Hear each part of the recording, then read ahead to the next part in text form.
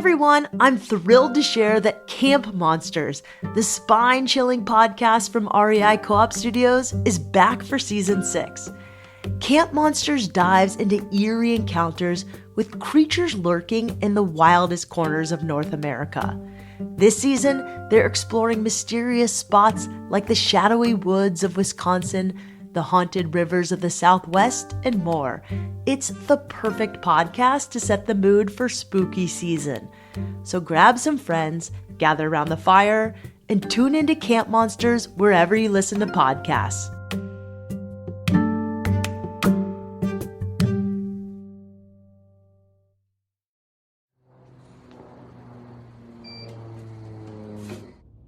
So I used to tell people that I started flying because I took a lesson when I was 17 or 18, and I got hooked. And I just couldn't stop thinking about it. And it was actually a lie. I actually started thinking about flying when I was 8.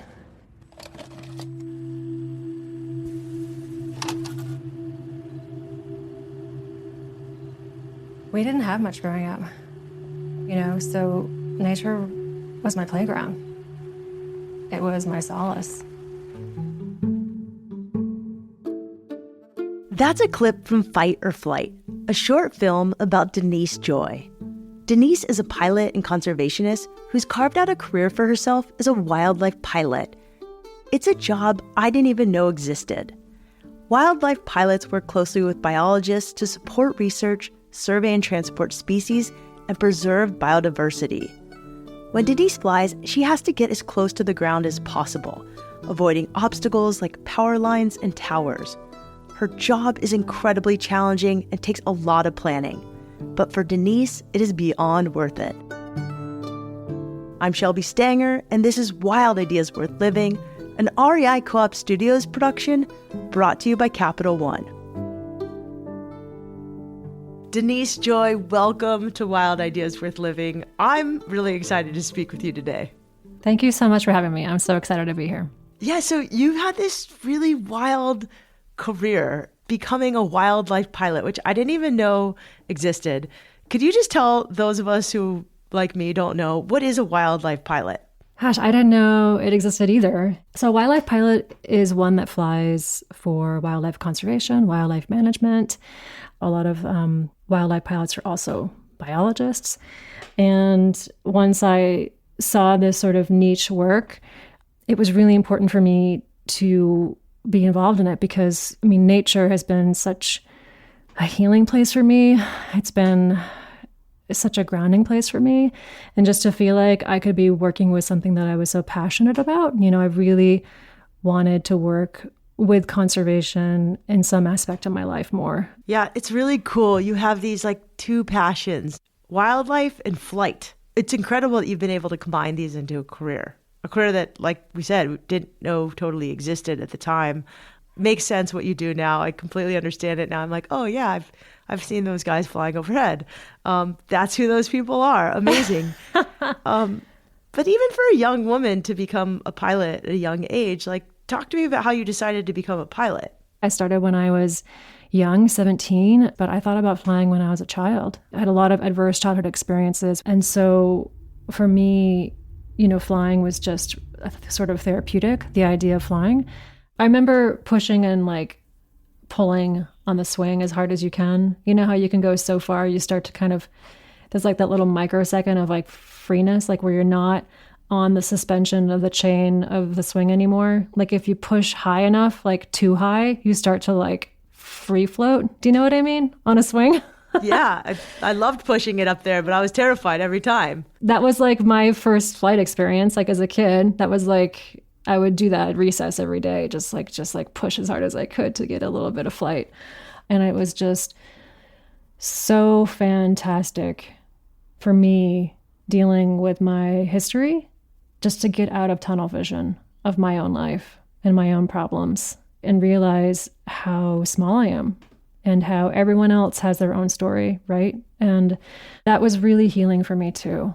The perspective gave me, I think, freedom from my story and myself. And it wasn't until later in life that I actually got to take those lessons. But I didn't know anyone that flew. I didn't have a family member or, an aunt or an uncle or community. So it was, I think the hardest thing was finding a community and finding a mentor because it's so expensive. And once I found a mentor in a community, though, with aviation, then it just started to really accelerate. But I mean, it started when I was 17, and I didn't get my licenses really until I was like 26 was my first license that I got. So it was a long road. It's still pretty young to have gotten your license, and it's more common now. But I mean, when you did it, first of all, there's probably no other 17-year-olds taking flight lessons, let alone women, I'm guessing. I definitely was the only one. So the first school that I went to actually closed. And so unfortunately, a lot of my money went along with that program. So when that flight school closed, I actually decided, well, I'll just go to Alaska. Like, I don't need to go to school here in New Hampshire. And so it was in the middle of the winter, and I fly to Alaska, and I didn't call anybody ahead. I just, took a bus from Anchorage Airport to Merrill Airport, which is sort of the local airport there. And I showed up and I walked in and I said, hi, I want to take some flight lessons. And it was like December. It was like the worst weather and the worst time of the year. And I was incredibly naive, and I just literally just showed up. And even as I'm an adult right now, I can look at those times when I was young and I could have said, wow, that was so, again, naive. Like, why didn't I call people ahead? Why didn't I make arrangements? Why didn't I, prepare myself? And I didn't really have a lot of like executive function to be had with that situation. But also, I think sometimes as an adult, like we're sort of waiting for us to be like 100% ready for a change, whether that be like changing a relationship or changing a job or changing where you live. I think I'm never going to feel 100% ready. And I almost feel like if I wait until I'm 100% ready or 100% comfortable with something, like the ship might have sailed. I think there has to be a little bit of like, I'm ready enough. I don't have all the answers. I don't even know what this is, but I know that somebody does. When it comes to following a wild idea, it's pretty easy to get caught up in paralysis by overanalysis. Sometimes you just have to start before you're fully ready. Denise did her best to not let fear or self-doubt hold her back.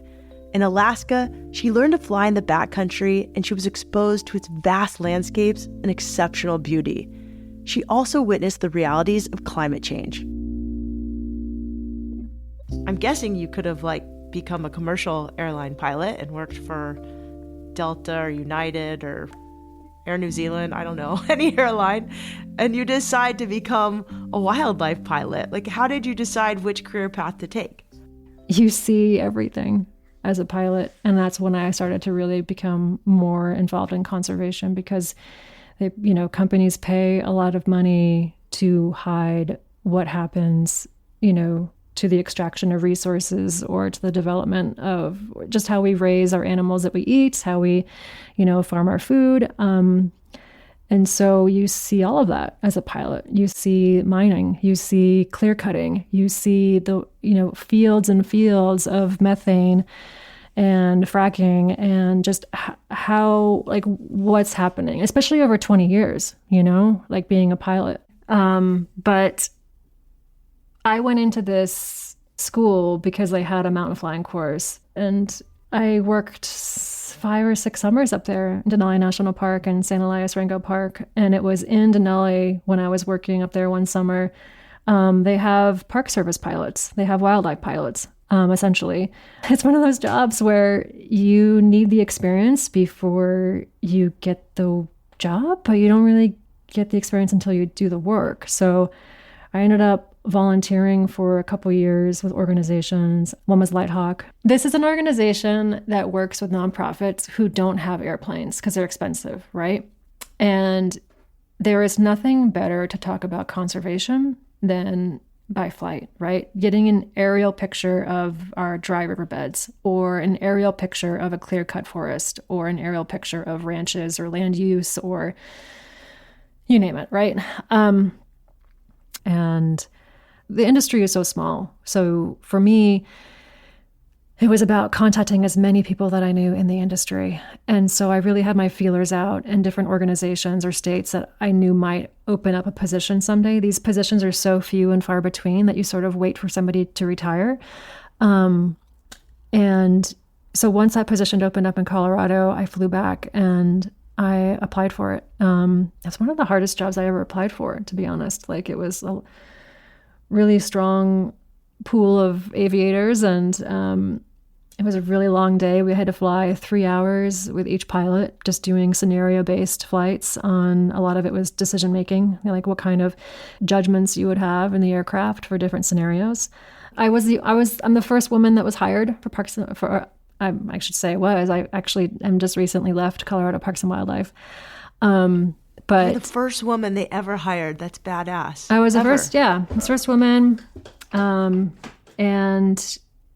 there were some people on the team that were concerned, about, my strength, if I was able to do it. But then there was one person who fought for me. And if that one person didn't fight for me, I wouldn't have been hired, to be honest. When we come back, Denise talks about what her day-to-day work looked like as a wildlife pilot in Colorado and the impact flying has had on her life.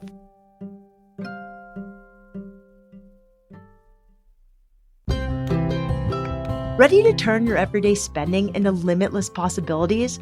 The REI Co-op MasterCard has you covered with rewards and benefits that support your love of the outdoors.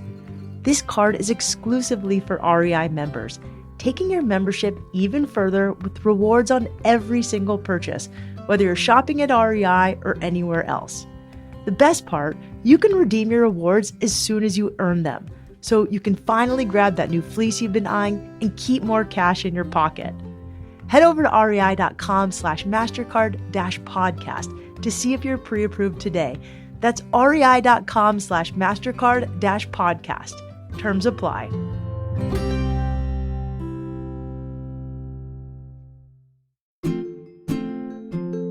I know many of you are hikers, which is such a great way to start adventuring outside.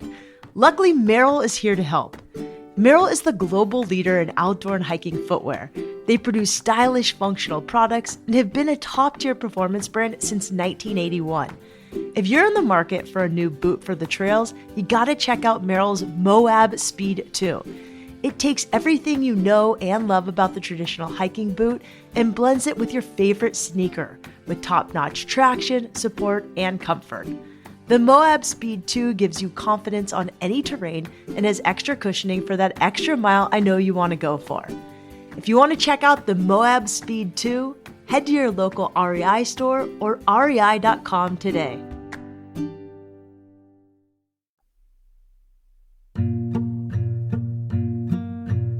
There are less than 50 wildlife pilots in the U.S., and Denise Joy is one of them. Denise flew for Colorado Parks and Wildlife for 9 years.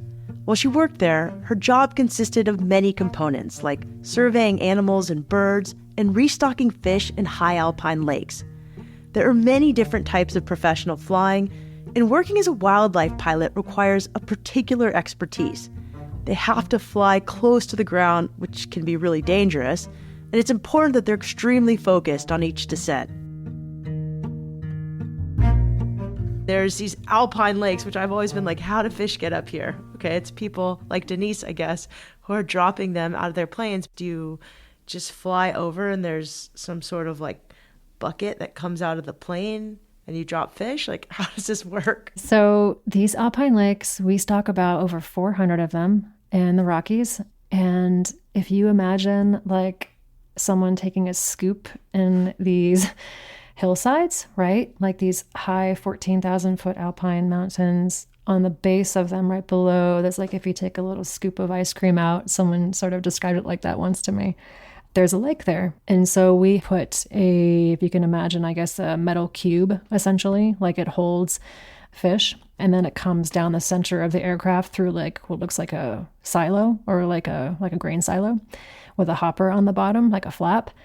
And so we fly over, we have to maneuver the aircraft into these areas of the mountains and fly over at about 150 feet to release the fish on top of the lake. And that's probably one of the more high-risk operations that we do, because we really have to get inside of the mountain, really low level. And it's interesting. When I first started flying in the mountains, when I got my private pilot's license, it was, it was interesting. The instructor's like, well, you don't go in these areas, right? You always want to have outs as a backcountry pilot, right? If you lose an engine, if you have an emergency, right, whether that be an engine emergency, electrical, emergency, like there's different systems on the aircraft, fuel, you want to have time to manage the emergency. The closer you are to the ground, the less time you have to manage your emergency, right? So it can be a really high stressful job because your nervous system is constantly in fight or flight. But your nervous system can't constantly be on that way. You can't constantly be on this sort of like cortisol rush of like, everything's going to fail. And I've had to like really train my nervous system to be really healthy and elastic to go in and out of that. And so I really am very much a conservative pilot because we fly lower than most other aircraft. I really respect that because you're thinking about, again, like this high level awareness of, okay, I have to think about my aircraft not running into power lines, not running into towers, but then I'm also thinking about the animals. I'm moving the animals. They're like walking away, they're running away. I try not to startle them. I'm thinking about, okay, where are they going to be pushed towards? Are they going to be like, I have to look at gullies, I have to look at, barbed wire fence, I have to look at deadfall, I have to look at, making sure that I'm maneuvering in a way that they're not going to hurt themselves. And so there really isn't a lot of time to be like, wow, this is such a great flight, I'm having so much fun. Like I'm only really excited about the work that we do when we come back home. Even though conservation is at the heart of Denise's work, she says her top priority is making sure the animals and humans that she transports land safely. If you want to see exactly what her job looks like, it was captured in a beautiful film called Fight or Flight. In the movie, Denise gets vulnerable about her upbringing, her experience as a pilot, and how flying brought her a sense of perspective and peace. This beautiful movie came out about you, Fight or Flight, that tells your story in a very real, visceral way. And some of your story has been hard. I'm curious what the reaction has been like and what you think of it, because it's been out for a little bit now. Gosh, I was terrified making it. And just quickly, that was almost like a healing journey in of itself. Because at first I wanted to just highlight women in aviation. There's like 20% private pilots. There's only about 5% in the workforce still. So I really wanted to lift females in this industry, but I really wanted it to be more than surface level. Like I wanted it to be more than my job, and I had to reach out to my mentors and, my friends and my colleagues. I'm like, what do I share? What's too much? Like, it's my experience. That's what happened to me. But that's where I came from, but that's not how I identify myself anymore, and just how do you talk about, childhood trauma when it's very taboo in our industry? And so there was a lot to kind of touch upon in the 14-minute film. And I think it was done really well. I've only gotten really positive response. And I think we connect through stories, and it's, through connection that we heal. And so I think you always, when you share vulnerable sides of yourself, you're trying to help people that feel alone, feel stuck. And so it's so great to feel like, people have reached out to me and said that they relate to my story or thank me for sharing. And it wasn't comfortable. It was a very uncomfortable process the whole way through. Recently, Denise made the brave decision to leave her position at Colorado Parks and Wildlife. In many ways, it was her dream job, but she knew that it was time to move on and explore new frontiers. As we were working on this episode, Denise was heading to Africa to help with conservation efforts and poaching prevention.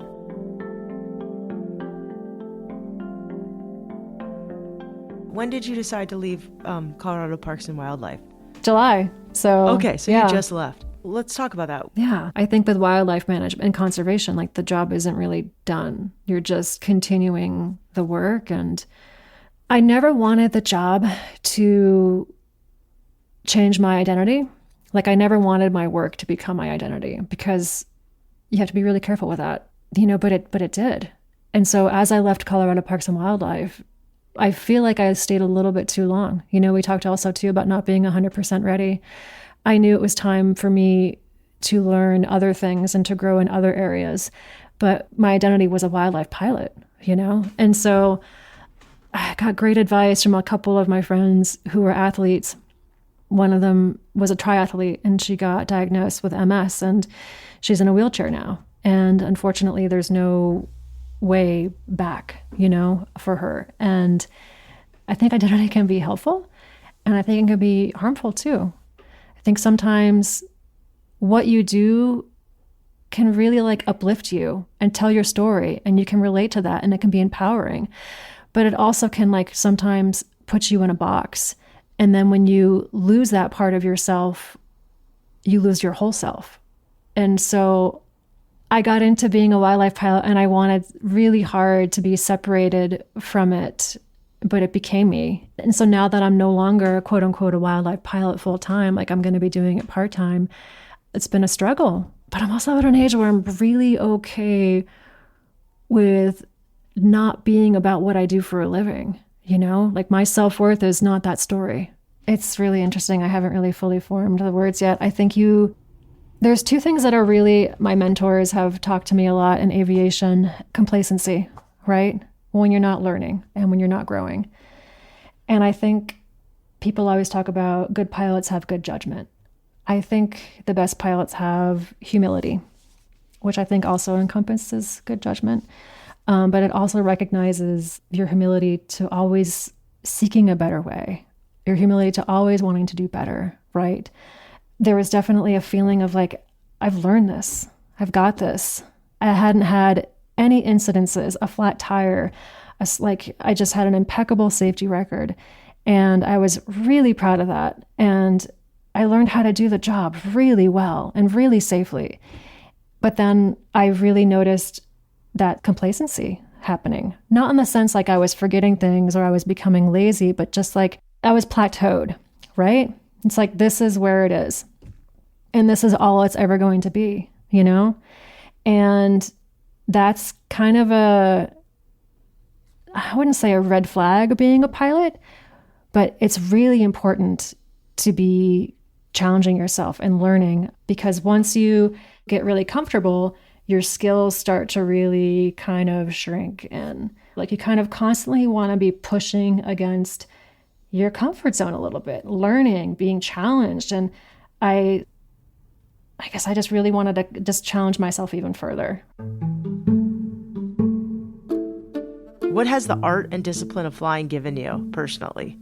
I think the empowerment of being able to be pilot in command, not in an ego sense, but just having my own voice and having and I think that was, it's really healing. And then I also think too, it gave me a huge sense awareness on conservation, and wanting to be a part of that.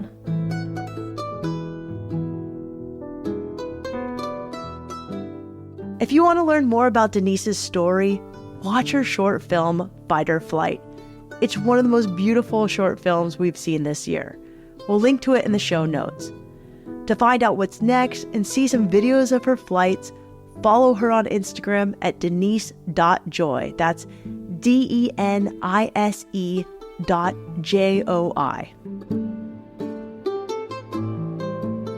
Wild Ideas Worth Living is part of the REI Podcast Network. It's hosted by me, Shelby Stanger, produced by Annie Fassler, Sylvia Thomas, and Sam Piers-Nitzberg of Puddle Creative. Our senior producers are Jenny Barber and Hannah Boyd. Our executive producers are Paolo Motola and Joe Crosby. As always, we love it when you follow the show, take time to rate it, and write a review wherever you listen. And remember, some of the best adventures happen when you follow your wildest ideas.